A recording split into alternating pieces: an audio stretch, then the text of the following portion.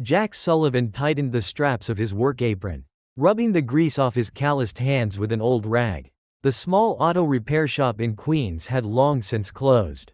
But Jack remained, determined to finish a particularly stubborn engine repair. The fluorescent lights flickered overhead as rain began to drum steadily on the shop's tin roof. The shop wasn't much: peeling paint, mismatched tools, and a perpetual smell of motor oil, but it was all Jack had.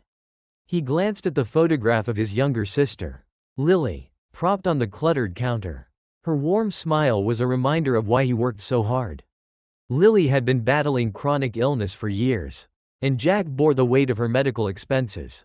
Despite the late hour, he pushed himself to finish the job, knowing every completed repair meant another week of care for her. As the clock struck 9 p.m., Jack locked up and stepped into the storm. The rain was relentless, soaking him within moments. His old pickup truck, a relic of better days, sputtered reluctantly to life. Jack drove cautiously, squinting through the downpour, eager to get home and collapse into bed. Driving along the dimly lit road that cut through the industrial outskirts of the city, Jack noticed hazard lights flashing in the distance. A sleek black sports car was pulled over, its taillights glowing like embers in the rain. Beside it, a figure in a tailored coat struggled with the hood. Jack's instincts urged him to stop. Though weary and drenched, he couldn't ignore someone in need. Pulling over, he grabbed his toolkit from the passenger seat and approached the car. The figure turned as he approached, a woman in her early 30s. Her features sharp and elegant despite the rain. Her frustration was evident as she juggled a phone and an umbrella, neither proving useful. "Need some help?" Jack asked, raising his voice over the storm.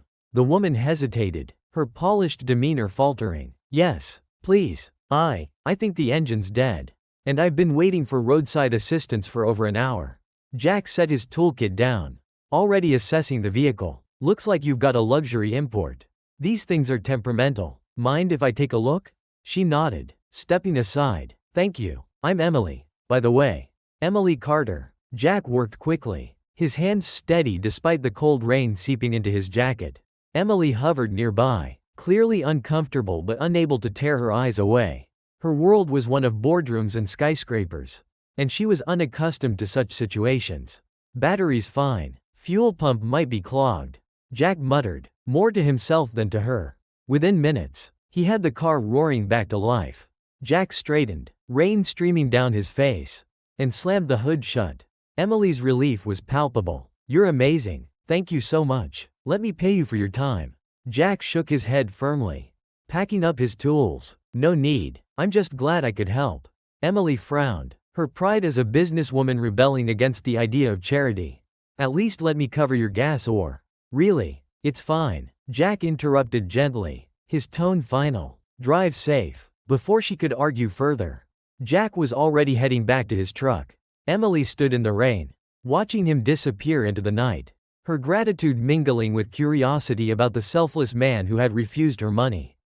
The next morning, Jack's act of kindness seemed like a distant memory. He arrived at work, greeted by his boss, Carl Novak, whose scowl was as constant as the rust on the shop's doors. "You're late again, Sullivan," Carl barked. "This ain't a charity. You want to keep your job. You show up on time." Jack bit back his frustration. Explaining why he'd been delayed would only invite more derision. Instead, he apologized and got to work, silently enduring the weight of Carl's disapproval. As Jack labored, he overheard two customers mocking him. "Guy's wasting his life fixing junk. Doesn't even own a decent car himself." One sneered. Jack ignored them, focusing on the task at hand. But their words stung. Meanwhile, miles away, Emily sat in her high-rise office, staring out at the city. Her assistant, Oliver Kane, interrupted her thoughts. "You've been distracted all morning. Something on your mind?" Emily hesitated, then said, "I met someone last night. A mechanic who helped me in the middle of that storm. He refused payment, just walked away like it was nothing." Oliver scoffed. "A mechanic? They're a dime a dozen. Forget him." But Emily couldn't. There had been something in Jack's eyes: honesty, resilience, and a quiet strength she rarely saw in the corporate world. She made a mental note to find him, her curiosity growing stronger with each passing hour. As the day ended, Jack returned home to find Lily waiting for him, her fragile frame wrapped in a blanket. You're soaked again, she chided gently. Another late night? Jack smiled wearily. Something like that. How are you feeling? Better now that you're here, she said, her voice soft but steady. Jack sat with her, the weight of his struggles easing slightly in her presence. He didn't mention Emily or the sports car. It seemed unimportant compared to the quiet moments he shared with his sister. Unbeknownst to Jack, Emily was already making inquiries. She had her assistant track down the modest auto shop in Queens, her mind racing with plans. For her, Jack was more than just a passing good Samaritan. He was a glimpse of something she had nearly forgotten in her cutthroat world: humanity. As the storm's remnants lingered over New York, two vastly different lives were set on an unlikely collision course, bound by a chance encounter that would ripple far beyond what either could imagine. Jack had just finished a long day of repairs when his phone buzzed. It wasn't a number he recognized, and he almost didn't answer. But something about the timing, just as he was locking up the shop, made him pick up. "Hello, is this Jack Sullivan?" The voice on the other end was smooth and professional, tinged with urgency. "Yeah, who's asking?" Jack replied cautiously. "My name is Oliver Kane. I work for Emily Carter. She asked me to reach out to you personally." There was a pause, as though the man expected Jack to react. "Emily Carter? The woman with the car the other night?" Jack asked, already confused. "That's correct. Miss Carter would like to meet with you to discuss an opportunity. Would you be available to meet tomorrow at noon in Midtown Manhattan?" Jack blinked, stunned. I don't know. I've got work, and Miss Carter is very insistent." Oliver interrupted, his tone sharpening. "I suggest you make time. The address will be sent to you shortly." Before Jack could protest, the call ended. He stared at his phone, unsure whether to feel intrigued, suspicious, or irritated. Opportunities didn't just fall into the laps of people like him. Whatever Emily wanted, he doubted it was anything he could afford to get involved in. The next day, Jack stood in front of a towering glass skyscraper in Midtown. He felt entirely out of place in his oil-stained boots and worn leather jacket as streams of suited professionals hurried past him, clutching briefcases and coffee cups.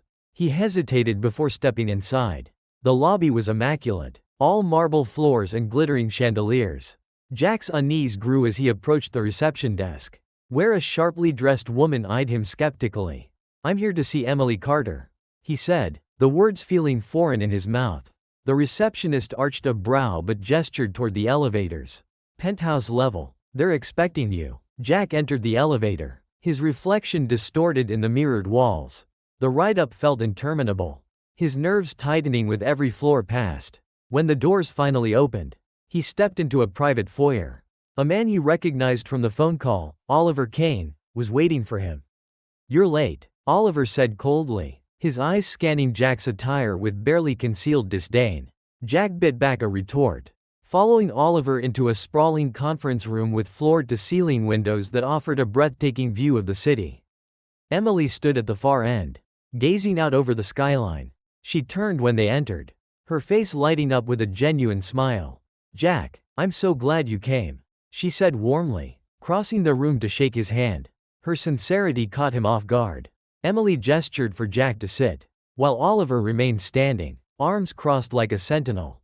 "I couldn't stop thinking about how you helped me the other night," Emily began. "You didn't have to. You were under no obligation. Yet you went out of your way to make sure I was okay." "It was nothing," Jack replied, uncomfortable under her intense gaze. "Just doing what anyone would."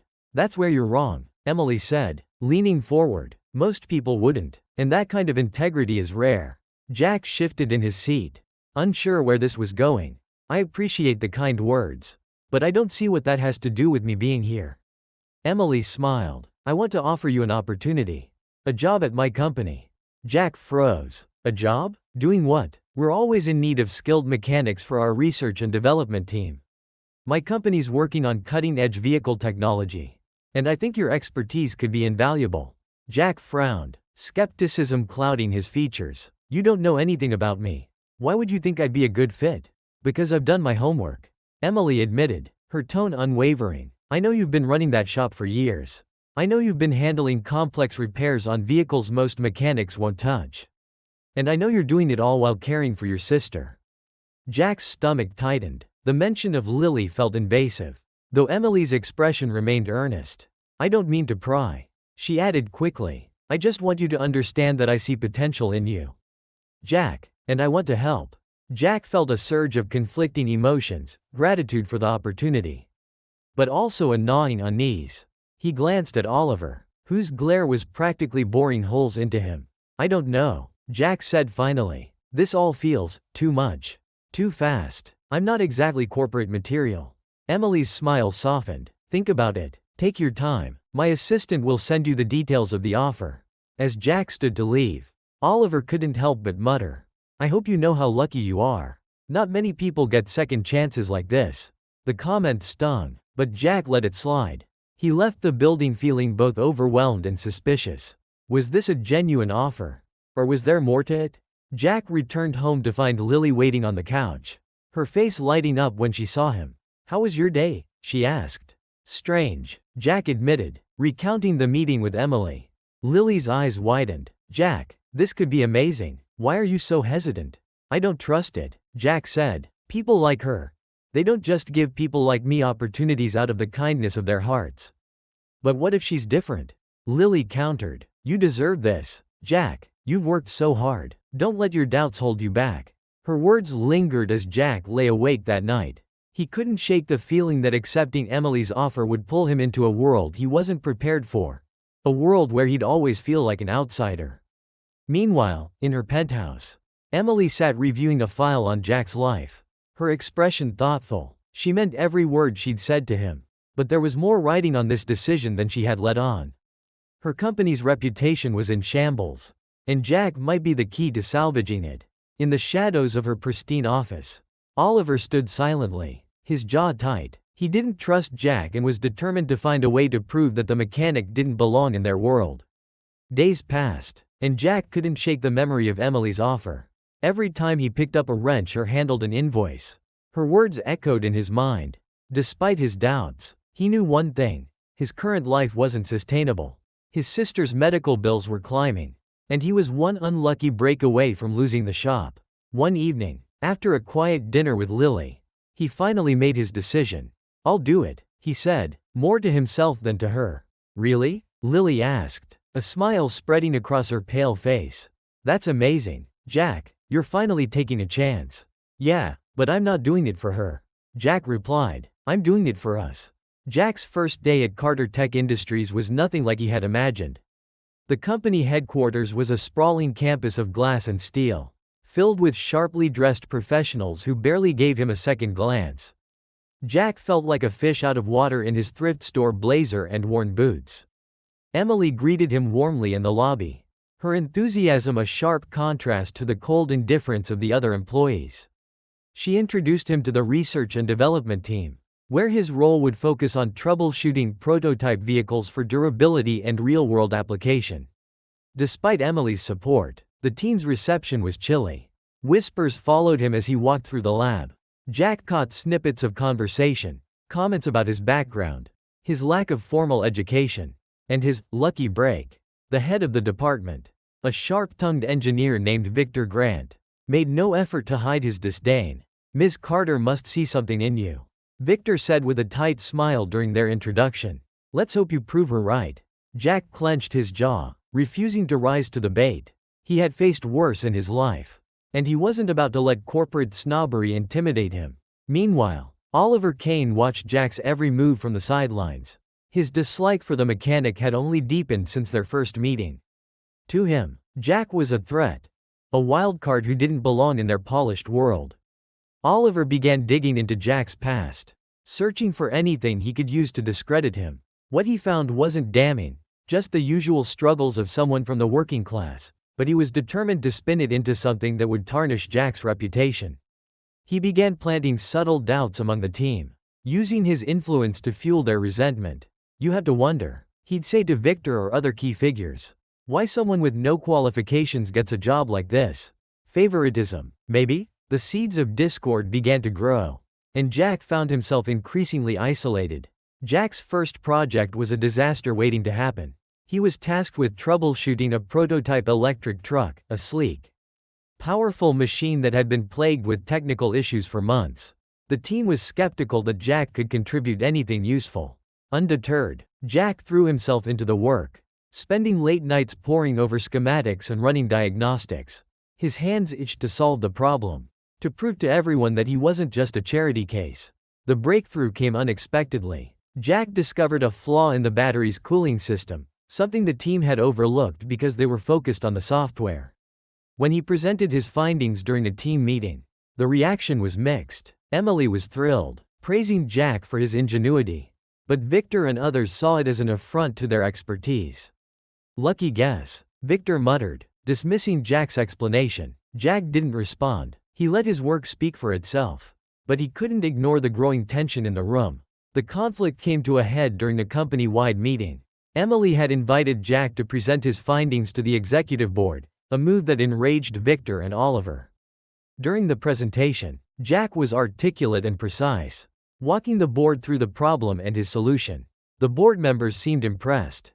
But Oliver seized the moment to strike. "While Jack's contributions are interesting," Oliver said with a smirk, "we have to question whether this level of innovation is sustainable.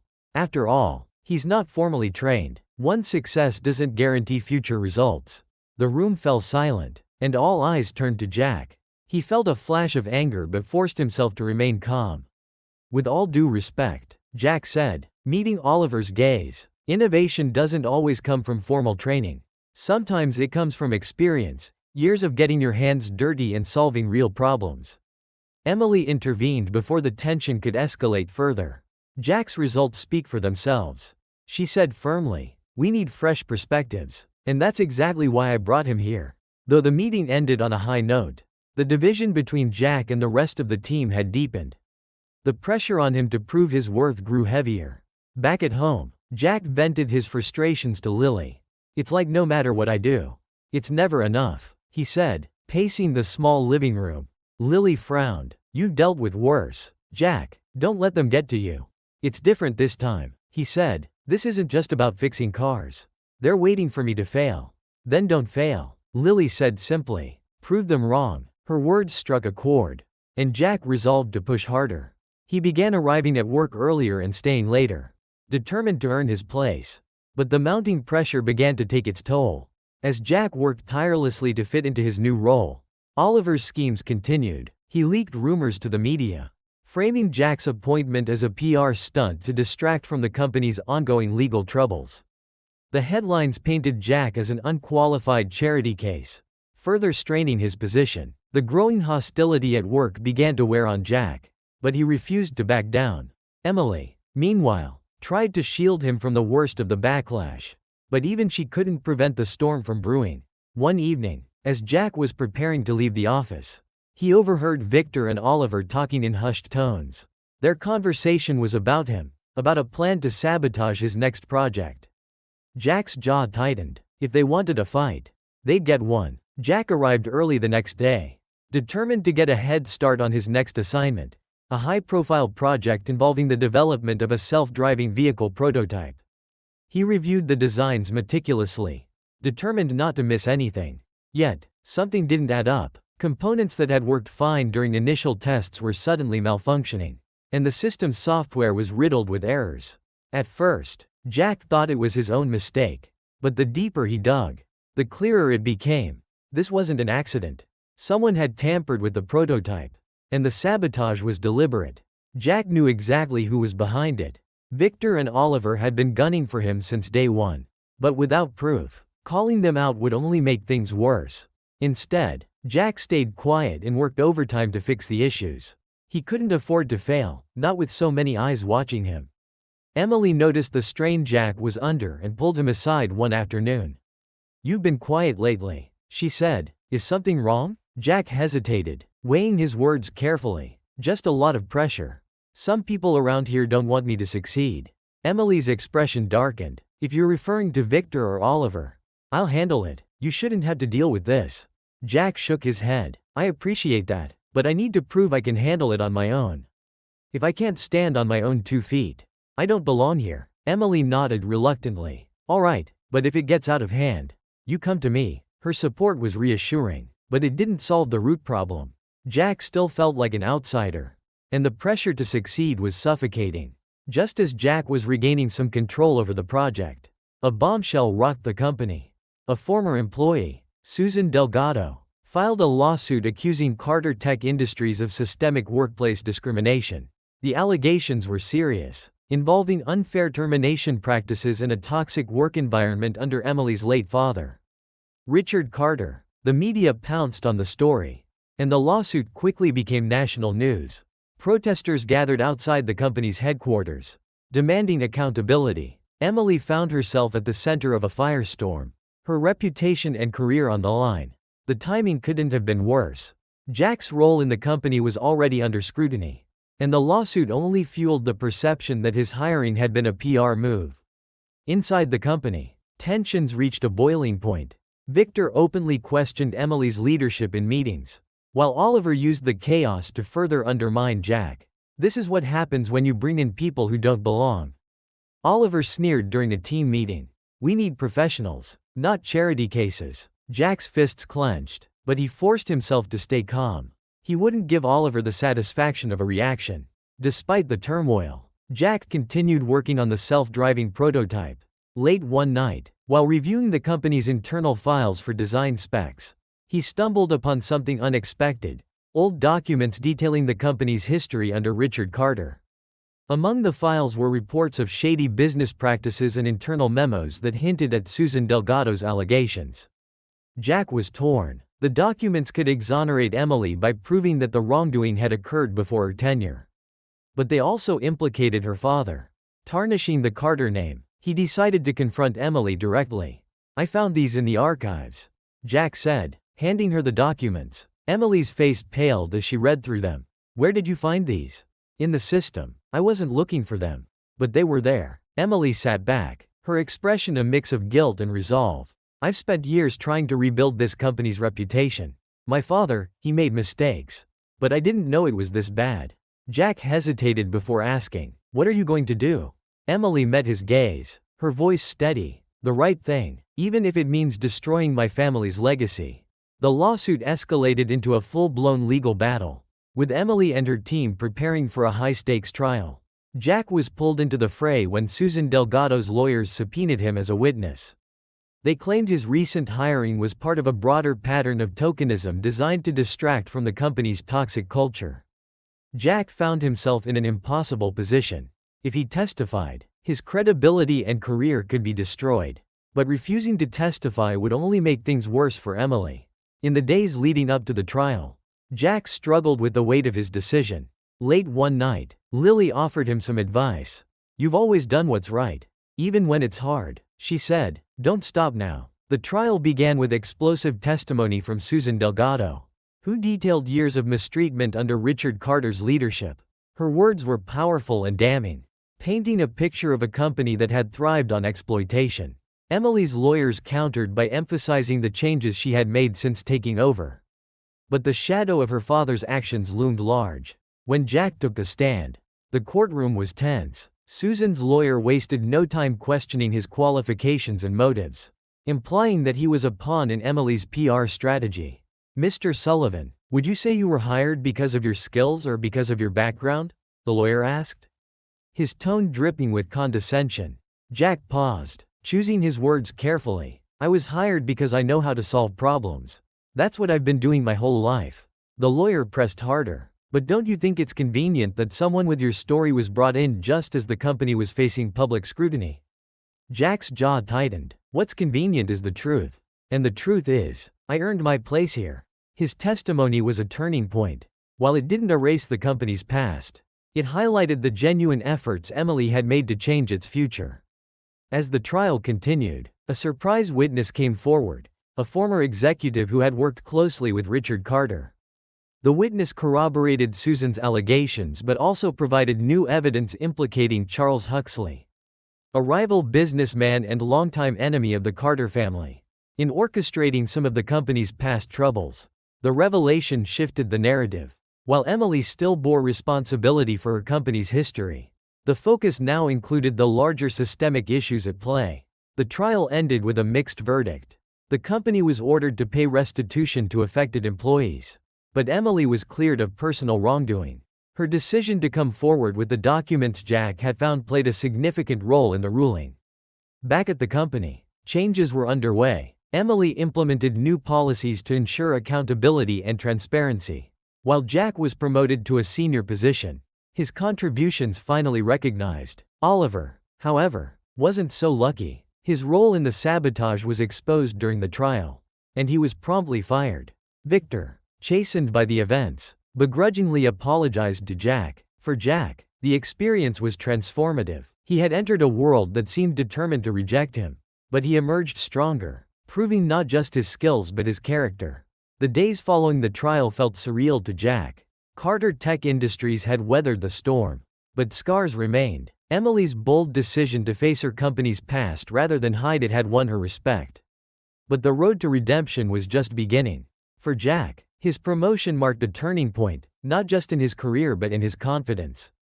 Walking into the R&D department as the new senior technical consultant, Jack felt a mix of pride and trepidation. The whispered doubts that had once followed him were quieter now, replaced by nods of acknowledgement and even a few tentative smiles. But Jack knew better than to rest easy. "Congratulations," Victor Grant said begrudgingly when Jack arrived. The older engineer looked uncomfortable but extended a hand.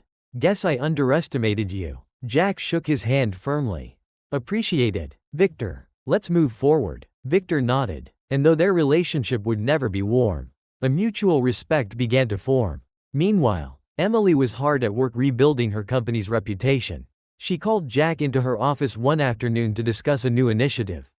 "I want to create a mentorship program," she explained, her tone resolute. "A way to give opportunities to people like you, people with talent who've been overlooked because they don't fit the mold." Jack raised an eyebrow. "You're serious?" "Completely," Emily replied. "The system is broken. Jack, you've seen it firsthand. This program would focus on recruiting and supporting underrepresented talent, both in the field and in leadership."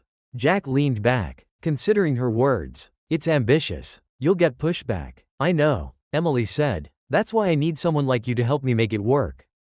The idea resonated deeply with Jack. He thought of the countless mechanics, engineers, and workers he'd met over the years, people with potential who were never given a chance. "I'm in," he said finally. "Let's do it." As Jack and Emily began drafting plans for the mentorship program, a new complication emerged. Documents uncovered during the trial had raised questions about Richard Carter's ties to Charles Huxley and his involvement in illegal business dealings. Though Huxley's role had been exposed in court, whispers about the Carter legacy persisted. Emily confided in Jack during a late-night meeting in her office. "Sometimes I wonder if it's worth it," she admitted, her voice heavy with exhaustion. "Every step forward feels like another shadow from my father's past pulling me back." Jack studied her for a moment. "You can't change what he did, Emily, but you've already proven you're not him. The people who matter can see that." Her gratitude was evident in her smile. But the weight of her family's history was something only she could carry. Just as things began to settle, an unexpected complication arose. Oliver Kane, fired in disgrace after his sabotage was revealed. Oliver had quietly left the company, but his bitterness hadn't faded. He began spreading rumors online, accusing Carter Tech of hypocrisy and alleging that Emily and Jack had conspired to manipulate the trial. The smear campaign gained traction, drawing unwanted attention to the company. Emily's PR team scrambled to contain the damage, but the accusations threatened to derail their progress. Jack's anger boiled over when he saw the headlines. "How is he still doing this?" he demanded during a meeting with Emily and her legal team. "He's trying to stay relevant," Emily said, her tone calm but steely. "And he's desperate. People like Oliver always are." Jack wasn't satisfied with just waiting for the storm to blow over. He began digging into Oliver's background, determined to uncover something that could neutralize the threat. Jack's search paid off when he discovered a crucial piece of information. Oliver had falsified financial records during his time at Carter Tech, siphoning money from company projects. The evidence was damning and more than enough to take legal action. Jack brought the findings to Emily, who immediately contacted her lawyers. Together, they filed a counterclaim against Oliver, accusing him of fraud and defamation. The case didn't make it to court. Faced with irrefutable evidence, Oliver agreed to a settlement that included a public retraction of his statements. Though the ordeal was stressful, it solidified Jack and Emily's partnership. They had faced yet another challenge together and emerged stronger. Months later, Carter Tech Industries unveiled its new mentorship program, Opportunity for All, with Jack as one of its key ambassadors. The program's launch event was a grand affair, attended by industry leaders, journalists, and aspiring engineers from diverse backgrounds. Jack took the stage to speak about his journey, his voice steady but full of emotion. "I'm not someone who was handed opportunities," he said. "I had to fight for everything I've achieved. But there are so many people out there who have the talent, the drive, and the heart. They just need a chance. That's what this program is about. It's about leveling the playing field."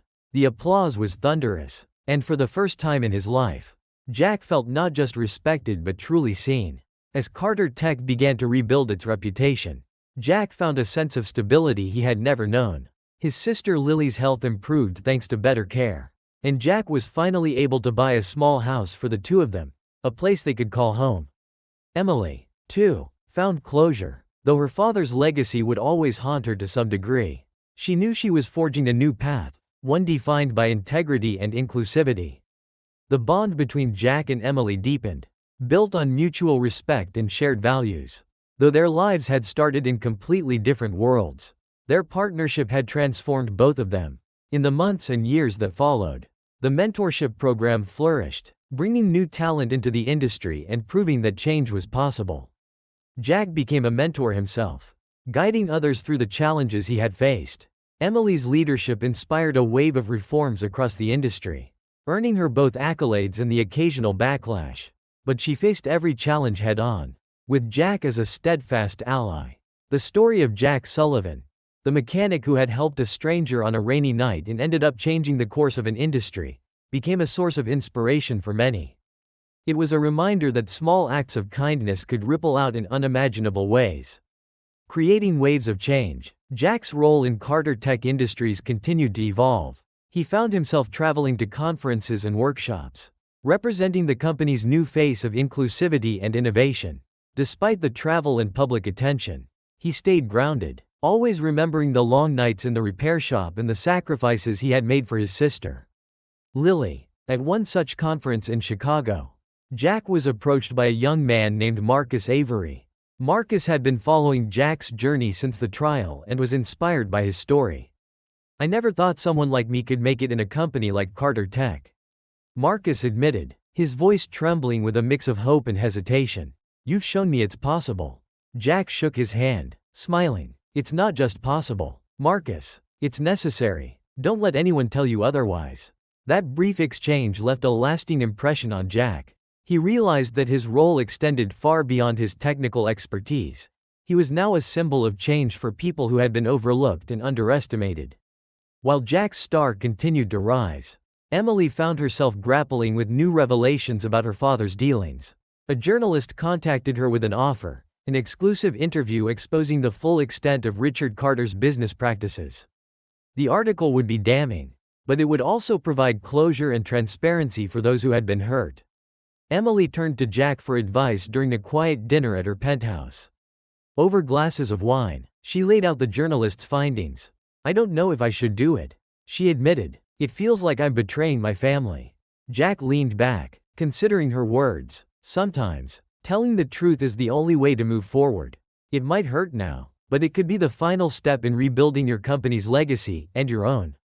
Emily nodded slowly, the weight of her decision clear in her expression. She agreed to the interview, knowing it would stir controversy but also pave the way for true healing. When the article was published, it sent shockwaves through the business world. The journalist detailed Richard Carter's ruthless strategies, including unethical labor practices and backroom deals with rivals like Charles Huxley. Emily's decision to participate in the story was both praised and criticized. But her honesty earned her a new level of respect. For Jack, the article was a turning point. It validated his belief in Emily's integrity and solidified their partnership. The fallout also brought unexpected opportunities. Investors who had initially pulled out during the trial began to return, seeing Carter Tech's transformation as a worthwhile cause. While Jack thrived professionally, His personal life took a positive turn as well. Lily's health stabilized, and she began to pursue her dream of becoming a writer, using their shared experiences as inspiration for a series of heartfelt essays. Jack also began to explore his own aspirations outside of work. He reconnected with an old friend, Maria Torres, a nurse he had once worked with on a community outreach project. Their friendship deepened into something more, offering Jack a sense of balance and support he hadn't realized he needed. Despite these positive changes, Jack remained focused on his mission. The mentorship program continued to grow, and he personally mentored Marcus Avery, who joined Carter Tech as a junior engineer. Just as things seemed to settle, an unexpected betrayal shook Jack's confidence. One of his mentees, a bright but ambitious engineer named Caleb Reyes, was caught stealing proprietary designs from Carter Tech and selling them to a rival company. The revelation hit Jack hard. He had vouched for Caleb, believing in his potential despite others' doubts. Now, Jack found himself questioning his judgment. During a tense meeting with Emily and the legal team, Jack expressed his frustration. "I thought I was helping him. I thought I was giving him a chance." "You did," Emily said gently, "but you can't control what people do with the opportunities they're given. This isn't your fault, Jack." The incident served as a painful reminder that not every risk would pay off. But instead of discouraging Jack, it strengthened his resolve to focus on those who truly wanted to grow. As Carter Tech reeled from the betrayal, Jack found himself face to face with an old nemesis, Charles Huxley. The rival businessman, emboldened by the recent scandal, attempted to poach more of Carter Tech's talent, offering lucrative contracts and spreading rumors about the company's instability. Emily and Jack devised a plan to counter Huxley's schemes. They focused on building loyalty within their teams, ensuring that employees felt valued and supported. Jack took a hands-on approach, spending time with engineers and technicians to address their concerns directly. Huxley's efforts ultimately backfired when several of his own employees came forward with complaints about unethical practices. The revelations tarnished his reputation, giving Carter Tech the upper hand. With Huxley neutralized and the mentorship program thriving, Carter Tech began to soar. Jack's contributions were celebrated at a company-wide event, where Emily announced a new initiative to expand the program internationally. As Jack took the stage to accept an award for his work, he reflected on the journey that had brought him here. From a rain-soaked roadside to the heights of corporate success, his story was a testament to resilience, integrity, and the power of doing what's right. In the years that followed, Jack's influence continued to grow. The mentorship program became a model for other companies, and Carter Tech's transformation inspired broader industry changes. Jack remained humble, always returning to the roots that had shaped him. He continued to mentor young talent, ensuring that the opportunities he had been given were passed on to others. For Emily, her transparency about her father's legacy became a cornerstone of her leadership. Together, she and Jack proved that redemption was possible, not through denial but through action and accountability. On a quiet evening, Jack stood on the balcony of his modest home, watching the city lights flicker in the distance. Lily sat nearby, typing furiously on her laptop, while Maria brought out a tray of coffee and cookies. "You ever think about how far we've come?" Jack asked, his voice filled with quiet wonder.